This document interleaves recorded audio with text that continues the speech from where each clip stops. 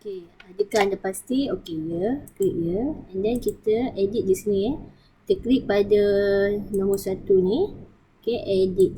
So kita ubah masanya, katalah pukul 7.30 waktu mula PDPC sehingga jam 8. Okey, klik pula pada nombor 2. So kita buat sampai habis, sampai 10 waktu tadilah. Okey, bergantung kepada keperluan sekolah.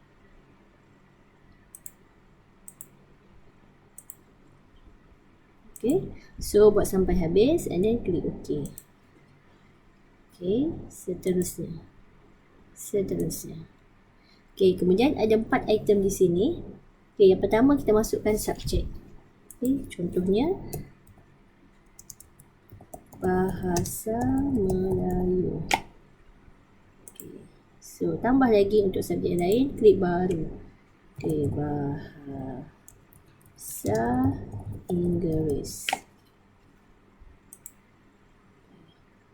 Buat dah sampai habis berapa banyak subjek. Okey, kemudian masukkan kelas. Okey, kelas apa yang ada? Contohnya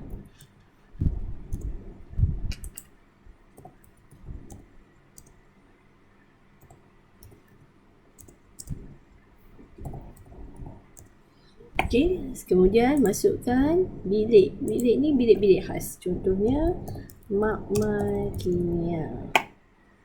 Masukkan sekatan. Okay, contohnya lain bilik multimedia. Okay, masukkan bilik-bilik khas yang ada yang ingin digunakan untuk PDPC. Kemudian masukkan guru. Okay. Jika cikgu lelaki, kita tik di sini ya, lelaki. Jika guru tersebut guru kelas untuk kelas, kita klik sini ubah. Masukkan ya, dia guru kelas mana. Okey. Seterusnya tu, okey, tambah lagi cikgu lain.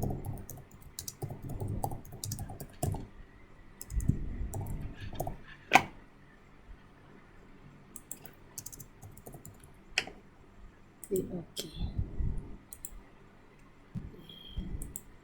So dah selesai.